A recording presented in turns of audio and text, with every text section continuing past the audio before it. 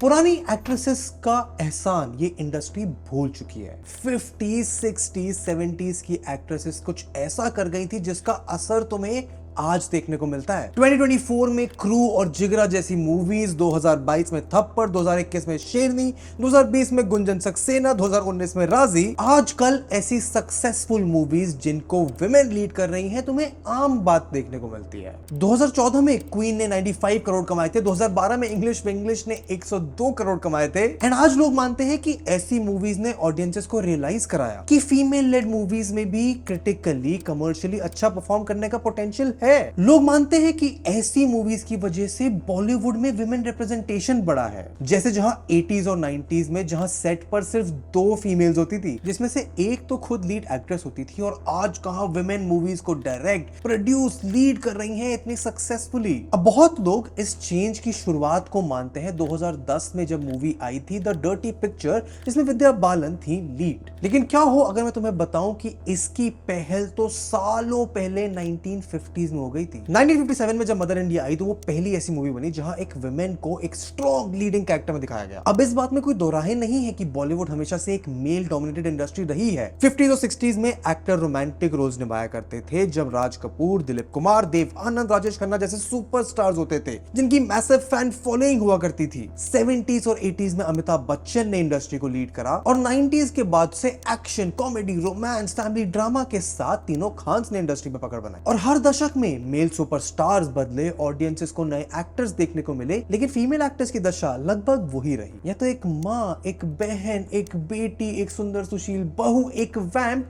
या फिर एक दुर्दशा में फंसी लड़की जिसको हीरो बचाएगा। जैसे 1972 की सीता और गीता में हेमा मालिनी के कैरेक्टर को टिमिड, ऑप्रेस्ड कैरेक्टर दिखाया गया, जो फैमिली मेंबर्स की मेंटल और फिजिकल टॉर्चर चुपचाप सह लेती थी। लेकिन इस मूवी में इस कैरेक्टर को as a good female character की तरह दिखाया गया। मगर इतना मेल डोमिनेशन, इतनी पेट्रियार्की होने के बाद भी इस वीडियो में आज मैं तुम्हें उन एक्ट्रेसेस की कहानी सुनाऊंगा जिन्होंने इस सब को चैलेंज करते हुए अपने आप को एज सुपरस्टार्स एस्टैब्लिश करा, जिनको अनफॉर्चुनेटली शायद हम भूल गए हैं। जैसे आज बॉलीवुड तृप्ति दिमरी को आई कैंडी की तरह यूज करके सपोर्टिंग रोल्स में खुश कर देते हैं, तब 1961 में गंगा जमुना की एक्ट्रेस ने नॉर्म को चैलेंज करा था सपोर्टिंग एक्टर के अवार्ड को रिफ्यूज करते हुए, और ये क्लेम करा कि उनका रोल, उनका कैरेक्टर, उनकी परफॉर्मेंस एक लीडिंग लेडी से कम नहीं थी। ये एक्ट्रेसेस जो अपने रोल्स के लिए इतनी डेडिकेटेड होती थी कि इनमें से एक तो वैश्या के कपड़े पहनकर ब्रोथल पर चली गई, ये जानने के लिए कि मुजरा होता कैसे है। आज यश राज फिल्म्स जैसे बड़े प्रोडक्शन हाउस खड़े ना होते, बंद हो जाते,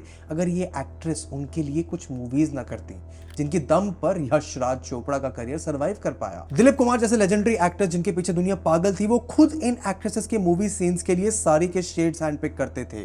जहां आज भी पे डिस्पैरिटी को लेकर लड़ाइयां होती हैं, उस समय पर कुछ एक्ट्रेस इतनी काबिल थी कि उनकी फीस किसी सुपरस्टार से कम नहीं थी। एंड हो सकता है आज तुम्हें कुछ इक्के दुक्के केसेस याद हो, कुछ एक्ट्रेसेस को तुम्हारे एल्डर्स याद करते हो, पर इस प्रोमिनेंस के पीछे ना एक कड़वी सच्चाई छुपी थी। जहां राजेश खन्ना जैसे एक्टर्स को अभी भी याद करा जाता है, अमिताभ बच्चन को अभी भी रोल्स मिल रहे हैं, वहीं इन फीमेल सुपरस्टार्स को आम लोग तो क्या, खुद इंडस्ट्री के लोग भुला चुके हैं। लाइमलाइट चली जाने के बाद बहुतों के पास स्ट्रॉन्ग रोल्स कभी आए ही नहीं, और कुछ एक्ट्रेसेस का तो ऐसा ट्रैजिक एंड हुआ जहां उन्हें पागल घोषित कर दिया गया था, या जब उनकी मृत्यु हुई तो उनके पास अपने मेडिकल बिल भरने तक के पैसे नहीं थे और ना कोई देखरेख करने वाला। और जब वो मरी, आप माने ना माने, तो कंधा देने वाले कुछ ही आदमी थे। तो कौन है ये सारी इंडियन एक्ट्रेसेस? किन हालातों में इन्होंने फिल्म इंडस्ट्री को चुना? कैसे इन्होंने प्रोमिनेंस गेन करी, सक्सेसफुल हुई, कैसे लोगों ने इनका फायदा उठाने की कोशिश करी, कैसा इंपैक्ट डाला इन्होंने इंडस्ट्रीज पर, इनकी मूवीज को देखने वाले लोगों पर, और आखिर क्यों इन सब को भुला दिया गया। आज कुछ ऐसे ही बॉलीवुड एक्टर्स के बारे में बात करेंगे जिनको इंडस्ट्री ने तो भुला दिया, पर जिनकी कहानी जानकर तुम्हारा पर्सपेक्टिव टुवर्ड्स दिस एक्ट्रेसेस, पुराना बॉलीवुड, मॉडर्न टाइम्स में एक्ट्रेस की क्या सिचुएशन है, पूरा बदल जाएगा। ऐसे डीप डाइव्स हमारे पॉप कल्चर के बारे में तुम्हारे लिए हम हर हफ्ते लाते हैं। हमारा एफर्ट अप्रिशिएट करते हो तो चैनल को सब्सक्राइब करो, वीडियो को लाइक करो, और आओ तुम्हें सुनाते हैं कहानी कि कैसे इन फीमेल सुपरस्टार्स ने अपने आप को सुपरस्टार बनाया। आज जिन एक्ट्रेसेस की हम बात करेंगे उन सब में एक कॉमन चीज ये है कि इनमें से बहुत सारी प्रोमिनेंट एक्ट्रेसेस ने अपने एक्टिंग करियर की शुरुआत बहुत छोटी उम्र में कर दी थी। ज्यादातर ने 20 साल से कम की उम्र में ही इंडस्ट्री में कदम रख दिया था। वहीदा रहमान 17 साल की उम्र में, वैजंती माला 16 साल, रेखा 12 साल, मधुबाला 9 साल, और श्रीदेवी ने तो महज 4 साल की उम्र में ही एक्टिंग करनी शुरू कर दी थी। इनमें से एक थी मीना कुमारी, जिन्हें ट्रेजेडी क्वीन भी बुलाया जाता है। ऐसा क्यों है इसके बारे में हम अभी बात करेंगे, लेकिन बचपन से ही मीना कुमारी को अपने जीवन में बहुत ट्रेजेडीज देखने को मिली। मीना कुमारी ने 1939 में 4 साल की उम्र में एक्टिंग की शुरुआत कर दी थी। क्या ये सच है कि आपने 4 साल की उम्र से फिल्मों में काम करना शुरू किया था? जी हाँ, बिल्कुल सच है। उनकी लाइफ बचपन से बहुत ट्रैजिक थी। बताया जाता है कि जब वो पैदा हुई तो उनके पिता अली बख्श बहुत डिसअपॉइंटेड थे, क्योंकि उन्हें बेटा चाहिए था। यहाँ तक कि उनके फादर, जो उनकी डिलीवरी का पैसा अफोर्ड नहीं कर सकते थे, उन्हें खुद ऑर्फनेज में छोड़ाए थे। मगर कुछ घंटे बाद अपना मन बदलकर वो मीना को घर ले आए। और मीना कुमारी का चाइल्डहुड कुछ आसान नहीं था। वो एक्टिंग की फील्ड में नहीं, अपनी पढ़ाई पूरे करने में इंटरेस्टेड थी। और मैं खुद चाहती थी कि मैं स्कूल जाऊं, पढ़ूं, लिखूं, डॉक्टर बनूं या वकील बनूं या कुछ भी बनूं। लेकिन उसके बावजूद उनके पेरेंट्स उन्हें फिल्म स्टूडियोज में ले जाया करते थे अपॉर्चुनिटीज की तलाश में। और फाइनली डायरेक्टर विजय भट्ट ने मीना को लेदर फेस मूवी में बतौर चाइल्ड एक्टर कास्ट कर लिया और पहले दिन मीना को 25 रुपए की तनख्वाह मिली। और इंटरेस्टिंग बात यह है कि बहुत छोटी उम्र से मीना कुमारी ने अपनी फैमिली के ब्रेड विनर का रोल संभाल लिया था, क्योंकि उनके परिवार की फाइनेंशियल सिचुएशन कुछ खास नहीं थी। वो रेगुलर स्कूल जाती थी, लेकिन उनके काम की डिमांड इतनी ज्यादा थी कि वो पढ़ाई में कभी सक्सेसफुल नहीं हो पाई। और जो भी पढ़ाई उन्होंने करी वो या तो प्राइवेट ट्यूशन या सेल्फ एजुकेशन से थी। और फिल्मों में आने का यही कुछ कारण मधुबाला का भी रहा।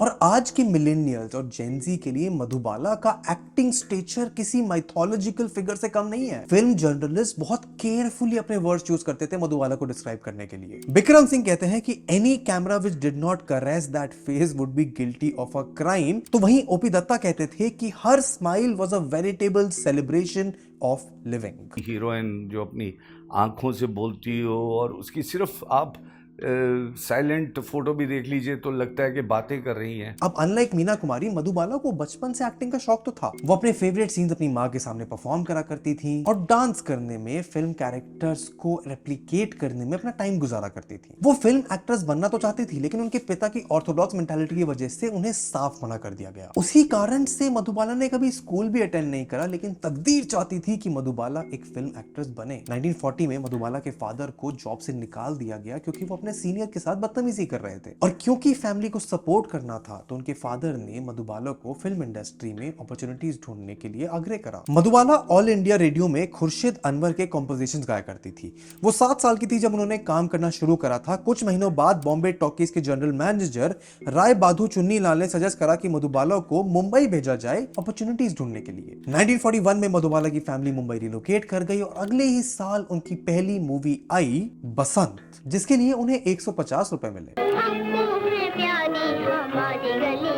और छोटी उम्र में ही मधुबाला को बेबी मुमताज के रोल्स के लिए कास्ट करा जाता था। मुमताज महल, दन्ना भगत, पुजारी, फूलबारी, राजपुतानी जैसी कुछ मूवीज थी जिन्होंने अर्ली इयर्स में काम करने के लिए मिला। और 1947 में सिर्फ 14 साल की उम्र में नील कमल की एक मूवी में उन्होंने एक अडल्ट का रोल किया। और सिर्फ मधुबाला ही नहीं, बहुत सारी एक्ट्रेसेस को 14-15 साल की उम्र में 30-40 साल के एक्ट्रेस के साथ पेयर कर दिया जाता था। इसका बहुत बड़ा एग्जाम्पल रही श्रीदेवी, जिनको बॉलीवुड का फर्स्ट फीमेल सुपरस्टार बनाया जाता है। लेकिन बॉलीवुड में आने से पहले ही सिर्फ 15 साल की उम्र में उन्होंने खुद को as a female lead establish कर लिया था। 15 साल की श्रीदेवी ने 55 साल के एनटीआर के साथ 12 फिल्मों में काम करा है एज अ लीड एक्ट्रेस। बड़ी पंथुलू, वीता गाडू, अट्टागाडू, राउडी रमडू, कौनते कृष्णाडू, सरदार पापा रायडू उनमें से कुछ हैं। और उस जमाने में एक टीनेजर लड़की के लिए फिल्म इंडस्ट्री में काम करना आसान नहीं होता था, क्योंकि ज्यादातर कास्ट के मेंबर्स मेल होते थे। और जब श्रीदेवी से भी पूछा गया कि उन्हें कैसा लगता है अपने से उम्र में इतने बड़े एक्टर्स के साथ काम करने के लिए, तो इस सवाल को या तो वो टाल देती थी या फिर बताती थी कि उन्हें ऑनर्ड फील होता है। मगर इतनी लकी सब एक्ट्रेसेस नहीं थी। श्रीदेवी की तरह ही रेखा ने 12 साल की उम्र में एक्टिंग की दुनिया में कदम रखा था। और रेखा के बचपन के दौरान भी उनके जीवन में कोई फादर फिगर नहीं था। रेखा के फादर ने उनकी मदर से डिवोर्स कर लिया था और रेखा और उनकी मदर को छोड़ गए थे जब रेखा सिर्फ एक बच्ची थी। कोई रेख देख रखने वाला ना होने के कारण रेखा ने अपनी और अपनी फैमिली की जिम्मेदारी खुद उठा ली और फिल्म इंडस्ट्री में आने का निर्णय किया। लेकिन जब रेखा 15 साल की थी तो फिल्म के एक सेट पर उनके साथ एक बहुत बुरी घटना हुई। रेखा की biography Rekha the untold story लिखने वाले यासिर उस्मान ने बताया है कि मूवी अनजाना सफर की शूटिंग के दौरान रेखा को बिस्वजीत चैटर्जी के ऑपोजिट कास्ट करा गया था। कुलजीत पाल मूवी को डायरेक्ट कर रहे होते हैं और बिस्वजीत उनके साथ मिलकर मूवी की रोमांटिक सीन को डिपेक्ट करने के लिए प्लान बनाते हैं। और जब एक्शन बोला गया तो 30 साल के बिस्वजीत रेखा को पकड़कर जबरदस्ती किस करने लगते हैं। इस सीन के बारे में रेखा को नहीं बताया गया था। और 5 मिनट के लिए ना तो डायरेक्टर कट बोलता है ना विश्वजीत रेखा को छोड़ते हैं, और इससे भी बुरा ये कि पीछे खड़ा क्रू चीयर कर रहा होता है और रेखा की आंखें तो टाइटली बंद होती हैं पर उनसे आंसू निकल जाते हैं। और सिर्फ यही नहीं, जब रेखा इंडस्ट्री में आई थी तो उन्हें अगली डकलिंग बुलाया जाता था। बड़े बड़े एक्टर्स रेखा को ताने मारा करते थे, जैसे शशि कपूर रेखा के अपीयरेंस को लेकर कहते थे, how will this dark plump and gauche actress ever going to make it. And हो सकता है अभी तक तुम्हें अंदाजा हो गया हो कि पुराने जमाने में इन एक्ट्रेसेस के लिए इंडस्ट्री में सरवाइव करना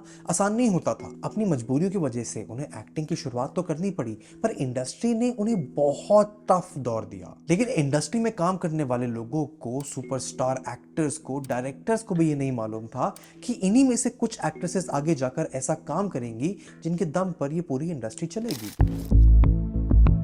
1950s से लेकर 1970s तक का समय बॉलीवुड के लिए एक गोल्डन पीरियड माना जाता है। जैसे 1947 में जब इंडिया को आजादी मिली तो लोगों के बीच में देशभक्ति की एक भावना बहुत प्रोमिनेंट थी, एंड मूवीज का इस्तेमाल फिल्म मेकर्स ने इसी सेंटिमेंट को एक्सप्रेस करने के लिए करा। फिल्म्स को सोशल कमेंट्री, रियलिस्टिक सेटिंग और नुआंस स्टोरी टेलिंग के लिए जाना जाता था। एंड उस समय देश की महिलाओं को, विमेन एक्ट्रेसेस को भी एक पॉजिटिव लाइट में दिखाया जाने लगा। उन्हें स्ट्रॉन्ग इंडिपेंडेंट रोल्स मिला करते थे, एंड उन्हीं कुछ रोल्स में से एक फीमेल एक्ट्रेस जो स्टार बन के निकली वो थी नरगिस। नरगिस ने भी चाइल्ड एक्टर की तरह अपने करियर की शुरुआत 6 साल की उम्र में करी थी।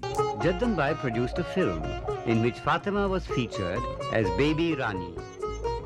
Then followed a series of roles as a child artist. अब लीड एक्टर की तरह तो उन्होंने 1942 में डेब्यू करा, लेकिन किसी को भी नहीं पता था कि 14 साल की नरगिस एक दिन देश की फाइनेस्ट एक्ट्रेसेस में से बनेंगी और बहुत ही कम समय में ऐसा इंप्रेशन छोड़ेंगी जो दशकों के लिए अनमैच्ड रहेगा। उनकी मूवी तकदीर एक बहुत बड़ी बॉक्स ऑफिस सक्सेस साबित हुई। Mehboob's Taqdeer introduced Nargis in a starring role opposite Motilal. और फिल्म इंडिया ने इसको नरगिस के लिए एक्सीलेंट डेब्यू से रेफर करा। 1949 की फिल्म अंदाज को नरगिस का ब्रेक थ्रू रोल माना जाता है। मूवी में दोनों स्टार दिलीप कुमार और राज कपूर थे, जिनके बॉसी कैरेक्टर पोर्ट्रेयल था। लेकिन उसके बावजूद नरगिस की कैरेक्टर, उनकी पर्सनालिटी, उनके पोर्ट्रेयल की वजह से कभी ऐसा महसूस नहीं हुआ कि उनके कैरेक्टर को परसुएट करा जा सकता है। और नरगिस की वर्सेटैलिटी की बात करते हो, दिलीप कुमार ने कहा भी है कि ऐसा कोई एक्ट्रेस नहीं है जो उनको मैच कर सके।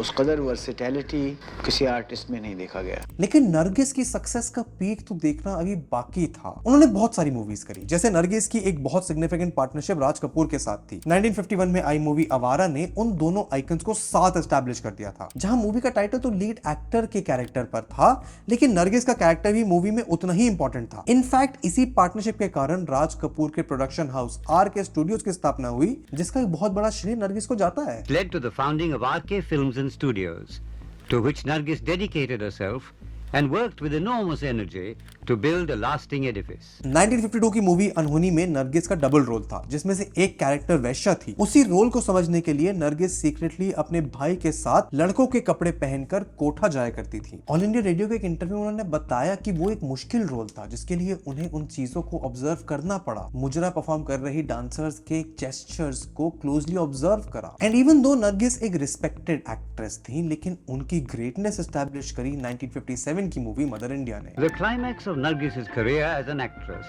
came in Mehboob's Mother India. Mehboob Khan की डायरेक्ट करी गई mother India movie cultural classic मानी जाती है। इस मूवी ने सिर्फ इंडियन सिनेमा नहीं बल्कि वर्ल्ड सिनेमा को रेवोल्यूशनाइज कर दिया था। मदर इंडिया देखा हो तो सिर्फ एक फिल्म में ही मदर इंडिया नहीं थी, या सिर्फ उन्होंने वो भूमिका ही नहीं की, वो किरदार ही नहीं किया, वो असली मानों में मदर इंडिया थी। इस मूवी में नरगिस ने एक माँ का कैरेक्टर पोर्ट्रे किया है, जो भारी कठिनाई और गरीबी झेलने के बावजूद स्ट्रॉन्ग एथिक्स, मॉरल्स, इंटेग्रिटी और डिग्निटी को अपने आप से भी ऊपर रखती है। और ये मूवी कई मायनों में इंडिया की डिग्निटी, उसकी स्पिरिट को रिफ्लेक्ट करती है कि चाहे कितनी भी कठिनाइयां आ जाए, देश की स्पिरिट, हमारी खुद की डिग्निटी सबसे ऊपर है। अब मदर इंडिया आने के बाद नरगिस ने कुछ ही और मूवीज करी, क्योंकि सुनील दत्त से शादी होने के बाद उन्होंने मूवीज से थोड़ी दूरी बना ली, लेकिन उसके बावजूद उन्होंने इंडस्ट्री में कंट्रीब्यूट करना नहीं छोड़ा। मूवीज के बाद नरगिस ने खुद को समाज सेवा में जोड़ दिया और डिसेबल्ड बच्चों की देखरेख करने लगी। अब मदर इंडिया की तरह ही एक और मूवी जो स्टैंड आउट करती है वो थी 1965 में आई मूवी गाइड। ऐसा इसलिए क्योंकि 1960s के दौरान फीमेल रोल्स को थोड़ा सबमिसिव दिखाया जाने लगा। ऐसा इसलिए क्योंकि कमर्शियली मूवीज लीड एक्टर की वजह से अच्छा परफॉर्म करती थी। गाइड मूवी में वहीदा रहमान रोजी का कैरेक्टर प्ले करती हैं, जो अपने मैरिड लाइफ से दुखी हैं क्योंकि उनका हस्बैंड मार्को उनको उनके डांस के पैशन को फॉलो नहीं करने देते। अब इस मूवी में वहीदा रहमान ने रोजी के कैरेक्टर के थ्रू सोसाइटल रूल से लिबरेशन और कैरेक्टर के ग्रे शेड्स को बहुत अच्छे से एक्सप्लोर किया है। लेकिन जब वहीदा रहमान ने गाइड साइन करी तो इंडस्ट्री के उनके कलीग्स ने उन्हें बोला कि वो एक बहुत बड़ी गलती करने जा रही हैं। उन्हें ये तक बोला गया कि उनकी लास्ट मूवी साबित होने वाली है, क्योंकि उस समय के विमेन रोल सबमिसिव होते थे। ज्यादातर मूवीज फैमिली ड्रामास या लव स्टोरीज होती थी और ऐसे ग्रे कैरेक्टर्स की सिनेमा स्क्रीन पर कोई जगह नहीं थी। बट वहीदा ने फिर भी वो रोल पिक किया क्योंकि वो ऐसे चैलेंजिंग रोल्स करना पसंद करती थी। और गाइड के बाद वहीदा रहमान इतनी प्रोमिनेंट एक्ट्रेस बन गई कि वो खुद मानती थी कि उन्हें ऐसा कभी महसूस नहीं हुआ कि देव आनंद और राज कपूर जैसे बड़े को एक्टर्स ने उनके कैरेक्टर को कभी ओवरशैडो किया हो। और इसी तरह के चैलेंजिंग इंपैक्टफुल रोल्स से अपनी जगह बनाई इंडस्ट्री में शर्मिला टैगोर और वैजयंती माला ने। शर्मिला टैगोर को ज्यादातर राजेश खन्ना के साथ पेयर करा जाता था। अब राजेश खन्ना तो आज तक बॉलीवुड के सबसे बड़े सुपरस्टार माने जाते हैं, लेकिन इन दोनों की मूवीज जैसे आराधना, सफर, छोटी बहू, अमर प्रेम, राजा रानी ने शर्मिला टैगोर को भी एक लीडिंग एक्ट्रेस की तरह एस्टैब्लिश कर दिया था। वहीं वैजयंती माला की बात करें तो वो पहली साउथ इंडियन एक्ट्रेस बनी जिन्होंने स्क्रीन पर स्विमसूट पहना था। और ऐसी चीजें आज शायद बॉलीवुड में ऑन स्क्रीन कॉमन हो, लेकिन तब ये एक बहुत बोल्ड मूव था क्योंकि वैजयंती माला खुद एक तमिल ऑर्थोडॉक्स ब्राह्मण फैमिली से बिलोंग करती थी। She was arguably the first female superstar of all of India जो तीनों इंडस्ट्री को रूल कर रही थी। लेकिन उनके करियर की शुरुआत में किसी ने उन पर शक करना नहीं छोड़ा। जब 1955 में देवदास रिलीज हुई थी तो उसके लिए सबसे पहले नरगिस को अप्रोच किया गया था, लेकिन नरगिस ने रोल रिजेक्ट कर दिया। जिसके बाद सुरैया और बीना राय ने भी रोल को मना कर दिया था क्योंकि वो एक लीड रोल नहीं था। फिल्म मेकर्स को मजबूरी में वैजयंती माला को कास्ट करना पड़ा और मूवी में उनकी एक्सेप्शनल परफॉर्मेंस की वजह से उन्हें बेस्ट सपोर्टिंग एक्ट्रेस का फिल्म फेयर अवार्ड भी मिला, जिसको उन्होंने रिजेक्ट कर दिया, ये कहते हुए कि उनकी परफॉर्मेंस लीड एक्ट्रेस के बराबर थी। और खुद में ये कॉन्फिडेंस आगे आने वाली उनकी सक्सेस से वैलिडेट भी हुआ। 60s में वैजयंती माला ने खुद को लीड एक्ट्रेस के तौर पर एस्टैब्लिश कर लिया था और 70s से विमेन का डिपिक्शन इंडियन बॉलीवुड मूवीज में चेंज होने लगा। रोल्स को स्टीरियोटाइप करा जाने लगा, डोटिंग मदर, ड्यूटीफुल वाइफ या फिर हीरो की लव इंटरेस्ट जिसको खुद को गुंडों से बचाने के लिए मैस्कुलिन हीरो इंटरवेंशन की जरूरत होती थी। और जैसे कि हमने बात करी मूवी जैसे सीता और गीता में तो लीड एक्टर के सबमिसिव नेचर को एक आइडियल रिप्रेजेंटेशन तक बताया गया था। शोले जैसी आइकॉनिक मूवीज तक में हेमा मालिनी से फिर एक कॉमेडिक रोल और धर्मेंद्र के लव इंटरेस्ट का परफॉर्मेंस करवाया गया था। मुझे बेफिजूल बात करने की आदत तो है नहीं, चलना है तो बोलो चलना है। सिलसिला और कर्ज जैसी मूवीज में विमेन को वैम्प दिखाया गया है क्योंकि इस एरा में बॉलीवुड में एक मेजर शिफ्ट आ गया था, जहां लार्जर देन लाइफ हीरो की जरूरत पड़ती थी क्राउड प्लीजिंग डायलॉग बोलने के लिए, गुंडों से लड़ाई के लिए और कई मायनों में सबसे प्रॉब्लमैटिक रेप को as a plot device use करने के लिए। और एक विमेन कैरेक्टर का रोल हमेशा एक मुसीबत में फंसी बेचारी अबला नारी का हो गया था। और इस स्टीरियोटाइप से भरे दौर के बीच में भी कुछ मूवीज जैसे रेखा की उमराव जान, जया भादुरी की कोशिश, स्मिता पाटिल की भूमिका ऐसी मूवीज बनी जो एक मेल डोमिनेटेड सिनेमा में भी सक्सेसफुली लोगों के सामने प्रदर्शित हुई। 70s और 80s में राखी गुलजार, जीनत अमान और जया प्रदा जैसे एक्ट्रेसेस ने भी प्रोमिनेंट रोल्स निभाए और बड़े बड़े एक्टर्स जैसे अमिताभ बच्चन के साथ कास्टिंग हुई। और एक्ट्रेसेस जैसे रेखा ने तो 1990s तक में खिलाड़ी जैसी मूवीज में डोमिनेंट रोल निभाया है। वहीं 80s में जहां नए नए मेल एक्टर्स अपने आप को बॉलीवुड का अगला स्टार बनने के लिए लड़ाई कर रहे थे तो श्रीदेवी ने अकेले अपने दम पर खुद को इस कदर एस्टैब्लिश करा कि जो मूवी वो साइन करती थी वो अक्सर हिट जाती थी। इसका एक बहुत फेमस एग्जांपल है यश राज चोपड़ा। बहुत परेशान थे जब सालों साल उनकी मूवीज फ्लॉप होते जा रही थी। प्रोडक्शन हाउस की हालत इस कदर खराब हो गई थी कि एक और मूवी अगर फ्लॉप जाती तो प्रोडक्शन हाउस बंद हो जाता। और तब यश चोपड़ा ने श्रीदेवी को अप्रोच किया चांदनी के लिए। और चांदनी वो पहली ऐसी मूवी बनी जिसने बॉलीवुड में एस्केपिज्म को इंट्रोड्यूस करा। इसी मूवी की वजह से 90s का रोमांटिक फैमिली ड्रामा का एरा आगे आया। उनका हर एक डांस परफॉर्मेंस, हर एक गाना लोगों के दिल और दिमाग में बैठ गया। फिल्म क्रिटिक अनुपमा चोपड़ा ने तो बोला कि भले ही उस मूवी में श्रीदेवी के साथ दो बहुत बड़े एक्टर्स ऋषि कपूर और राजेश खन्ना थे, फिर भी सबकी नजर श्रीदेवी पर ही टिकती थी। उन्होंने तो ये तक कहा कि अगर श्रीदेवी उस मूवी में सिर्फ 2% कम भी परफॉर्मेंस देती तो मूवी फ्लैट रहती और फ्लॉप जाती। और जब ये मूवी बनी तो श्रीदेवी ऑलरेडी एक बहुत बड़ी एक्ट्रेस थी। यश राज चोपड़ा तो ये तक मानते हैं कि चांदनी से शायद श्रीदेवी को उतना फायदा नहीं हुआ जितना YRF फिल्म्स को हुआ। और श्रीदेवी अगर शायद चांदनी के लिए हाँ ना करती तो आज YRF नहीं होता। एंड अभी भले ही हमने बात करी हो इन एक्ट्रेसेस की सक्सेस, डोमिनेंस, प्रोमिनेंस की, लेकिन जितनी सक्सेस, पॉपुलैरिटी, फेम, इंपैक्ट इन एक्ट्रेसेस ने कमाया है उससे भी कई गुना ज्यादा इनके साथ इनके जीवन में रियल लाइफ में ट्रेजेडीज हुई हैं। इतनी कि इंडस्ट्री ने तो इनके नाम और काम से बहुत सक्सेस, पैसा कमाया, लेकिन जब इनका पीक गया तो इंडस्ट्री ने इन्हें भुला दिया और बहुतों को तो अपने आखिरी समय में किसी ने पूछा भी नहीं।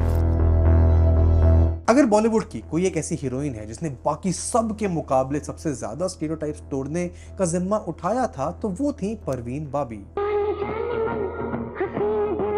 क्योंकि परवीन बाबी जैसी ग्लैमरस लाइफ शायद ही किसी एक्ट्रेस ने जी होगी। परवीन बाबी ने अपने करियर की शुरुआत मॉडलिंग से करी थी। 1973 में उन्होंने अपनी पहली मूवी करी चरित्र, जो कि फ्लॉप गई, लेकिन उसके बावजूद सबने परवीन बाबी की परफॉर्मेंस को नोटिस कर लिया था। 1975 में वो अमिताभ बच्चन की मूवी दीवार में दिखी। उसमें उन्होंने एक प्रोस्टिट्यूट का रोल प्ले करा था। मूवी में उनका फर्स्ट सीन अमिताभ के कैरेक्टर के साथ एक ड्रिंक शेयर करते हुए था, सिगरेट लाइट करते हुए और अमिताभ के साथ फ्लर्ट करते हुए दिखाया गया था। उस एक मूवी से उन्होंने बॉलीवुड हीरोइन पर लगे सारे स्टीरियोटाइप तोड़ दिए। बाबी की लुक्स और पर्सनालिटी वेस्टर्नाइज स्टैंडर्ड्स को सिंबलाइज करती थी। चिजेल लुक्स, एक स्कल्प्टेड बॉडी और अपने एक्सेंट की वजह से उनकी पॉपुलैरिटी बहुत मैसिवली बढ़ती चली गई। हेमा मालिनी, रेखा, जीनत अमान की जैसे वो मोस्ट सक्सेसफुल एक्ट्रेस में गिनी जाने लगी। परवीन बाबी ने अमिताभ बच्चन के साथ 8 मूवीज करी, वो सारी हिट गई। लेकिन इतनी प्रोफेशनल सक्सेस और पॉपुलैरिटी के बावजूद अपनी रियल लाइफ में उनकी पर्सनल लाइफ और मेंटल हेल्थ बहुत सफर कर रही थी। इंडस्ट्री में उनके रिलेशनशिप्स महेश भट्ट, कबीर बेदी, दनी दंजोंगपा के साथ हमेशा टर्मोइल में खत्म हुए थे। 1983 में परवीन बाबी सबकी नजर से गायब हो गई थी और बाद में पता चला कि वो पैरानॉइड स्किज़ोफ्रेनिया से सफर कर रही थी। परवीन के अंदर एक डर पल गया था कि सब उनके अगेंस्ट एक प्लॉट रच रहे हैं। उन्होंने अमिताभ बच्चन तक पर इल्जाम लगाया कि वो एक इंटरनेशनल गैंगस्टर हैं, उन्हें मारना चाहते हैं, जिसकी वजह से वो इंडस्ट्री से आइसोलेट होती चली गई। महेश भट्ट ने बताया कि भले ही परवीन का एक glamorous western sex kitten perception हो, लेकिन at the end of the day she wanted what an average South Asian woman wants: a home, a man to cook for and to stay at home and have a few friends whom she would very cautiously let in. She wanted a quiet life, not a noisy hedonistic life. She was a simple girl, very simple. और सिर्फ परवीन बाबी ही नहीं, इस tragedy में नाम तो मीना कुमारी का भी आता है। इतना कि मीना कुमारी को तो ट्रेजेडी क्वीन के नाम से जाना जाता है। एक मुश्किल बचपन के बाद मूवीज जैसे बज्जू बावरा, परिणीता, आजाद, चांदनी चौक से उन्होंने खुद को एस्टैब्लिश कर दिया। और मीना की लाइफ में एक सिग्निफिकेंट चैप्टर तब शुरू हुआ जब वो 19 साल की थी। 1952 में फिल्म तमाशा के सेट पर डायरेक्टर कमर अमरोही से एक सीक्रेट रिलेशनशिप शुरू हो गया था। अमरोही मीना से 15 साल बड़े थे, शादीशुदा भी थे। शुरुआत में तो ये रिलेशनशिप बहुत ही ज्यादा म्यूचुअल रिस्पेक्ट, एडमिरेशन पर चला। उन्होंने सीक्रेटली शादी तक करी, लेकिन जल्दी ही ये रिलेशनशिप बहुत प्रॉब्लमैटिक हो गई। अमरोही मीना को फिजिकली अब्यूज करा करते थे। वो हाईली कंट्रोलिंग, पोजेसिव थे। उनके लिए वो स्ट्रिक्ट रूल्स रखते थे, उनके लाइफस्टाइल डिक्टेट करते थे और प्रोफेशनल डिसीजंस देते थे। और 10 साल बाद 1964 में उनकी रिलेशनशिप एक ब्लैक पॉइंट पर पहुंच गई, जब मीना तो चाहती थी अपने करियर को परस्यू करना, एक्टिंग की क्राफ्ट में काम करते रहना, जिसकी वजह से अमरोही के साथ उनके बहुत फ्रीक्वेंट क्लैशेस होने लगे। और फाइनली इन लड़ाइयों की वजह से वो सेपरेट तो हो गई, लेकिन मीना कुमारी अल्कोहल कंज्यूम करने लग गई। इवेंचुअली मीना कुमारी की हेल्थ खराब होने लगी और सिर्फ 38 साल की उम्र में लिवर सिरोसिस की वजह से उनकी डेथ हो गई। अब इसमें दुख की बात यह है कि मीना कुमारी अपने नेचर से बहुत जेनरस थी। वो इंडस्ट्री में आने वाले नए एक्टर एक्ट्रेसेस की खूब सहायता करती थी। अपने समय पर वो बॉलीवुड की हाईएस्ट पेड एक्ट्रेसेस में एक थी। जैसे जब फिल्म मेकर ख्वाजा अहमद अब्बास को शूटिंग के लिए पैसों की कमी पड़ी, उन्होंने अपने सब दोस्तों से पूछा, सबने उन्हें मना करा। पर यह बात जब मीना कुमारी को पता चली तो उन्होंने फोन करके ख्वाजा को डांटा कि क्या वो उन्हें अपना दोस्त नहीं मानते, और अपनी तरफ से अगले दिन उन्हें 5,000 रुपए भेजे शूटिंग के लिए। लेकिन उनकी डेथ के समय पर उनके पास पैसे 100 रुपए भी नहीं थे अपने हॉस्पिटल हेल्थ बिल्स पे करने के लिए। अमरोही को मिलाकर कोई भी उनकी डेथ के बाद हॉस्पिटल से उनकी बॉडी को रिलीज कराने नहीं आया। फाइनली मीना के फिजिशियन ने अपनी वाइफ के साथ मिलकर उनके लिए पैसे रेज करे, जिसको बाद में तो अमरोही ने वापस कर दिया था। लेकिन वहीं कुछ एक्ट्रेस जैसे नरगिस की खुद की हेल्थ उनका साथ नहीं दे पाई। 1980s में उन्हें पैनक्रियाटिक कैंसर से डायग्नोस करा गया। बहुत लंबे महंगे ट्रीटमेंट्स के बाद भी उन्हें बचाया नहीं जा सका। लेकिन उनकी कहानी में सबसे दुख की बात तो ये कि अपने खुद के बेटे संजय दत्त की रिलीज होने वाली डेब्यू मूवी रॉकी, जिसको देखने के लिए वो बहुत बेताब थी, उसके प्रीमियर से सिर्फ 2 दिन पहले उनकी डेथ हो गई। Was discovered that she was suffering from a complicated case of cancer. मैं ऐसा क्यों नहीं सोचती क्या? कि मैं जल्दी से अच्छी हो जाऊं। एंड इन सारे एग्जांपल्स को जानने के बाद मेरा नजरिया तो ये है कि बॉलीवुड के pre 2000s 50s 60s 70s 80s की एक्ट्रेसेस का करियर बहुत स्ट्रगल से भरा रहा है। बचपन से छोटी उम्र में उन्हें मूवीज में एक्ट करने को मजबूर कर दिया गया। उनके ऑपोजिट उनसे 15, 20, 30 साल बड़े एक्टर्स रहते थे। पूरे फिल्म सेट पर कास्ट सिर्फ एक मेल डोमिनेटेड रहती थी। कोई भी उनके फिजिकल अपीयरेंस पर कमेंट करता था, उन्हें हरास मोलेस्ट करा जाता था। उनको अपने काम के लिए पे डिस्पैरिटी झेलनी पड़ती थी। और जितनी ज्यादा उनकी स्ट्रगल रही है, उतना ही कम उनका स्टारडम रहा है। जैसे अमिताभ बच्चन जैसे एक्टर्स को आज भी 80-81 साल की उम्र में काम करने के लिए लोग अप्रिशिएट करते हैं, वहीं उनकी कंटेम्प्रेरी एक्ट्रेसेस जैसे वहीदा रहमान, जीनत अमान जैसे लोगों को कोई पूछता भी नहीं है। रेखा जैसी एस्टैब्लिश बड़ी एक्ट्रेसेस को टीवी पर तो आपको देखने को मौका मिल जाता है, लेकिन बड़ी स्क्रीन पर उनके लिए आज भी रोल्स अवेलेबल नहीं है। लेकिन इनकी कहानी जानने के बाद मेरा तो ये मानना है कि अगर ये एक्ट्रेसेस उस समय पर उन स्टीरियोटाइप्स को नहीं जोड़ती, अगर उनका करियर जैसा चला वैसा नहीं चलता, उनको सक्सेसेस नहीं मिलती, तो उनकी बनाई हुई फाउंडेशन पर आज के समय में जो फीमेल एक्टर्स सक्सेस पा रही हैं वो कभी नहीं पा पाती। और शायद अगर इन एक्ट्रेसेस को ये ट्रेजेडीज, अपने करियर के राइज एंड फॉल, इतना धोखा, इतनी पॉपुलैरिटी, फेम, सक्सेस, डाउनफॉल सब नहीं देखता, तो आज बॉलीवुड में फीमेल रिप्रेजेंटेशन की हालत जितनी अच्छी है उतनी भी नहीं होती। तुम्हारा क्या मानना है? पिछले सेंचुरी की आइकॉनिक बॉलीवुड एक्ट्रेसेस में तुम्हें इनमें से किसके बारे में पता था? तुमने इनकी कोई मूवीज देखी हो तो मुझे बताओ। अपने पेरेंट्स के साथ इस वीडियो को शेयर करो, क्योंकि वो इसको शायद तुमसे ज्यादा अप्रिशिएट कर पाए और तुम्हें इससे भी ज्यादा एग्जांपल्स, उस टाइम की रेलेवेंट कहानियां बता पाए। यहाँ तक आए हो तो यूट्यूब गौतम कहता है कि तुम्हें ये वीडियो और अच्छी लगेगी। इनफैक्ट यहाँ पर पूरी एक ऐसी और प्लेलिस्ट है डीप डाइव्स की। चैनल को सब्सक्राइब करो, वीडियो को लाइक करो, and I will see you in the next one. Good bye.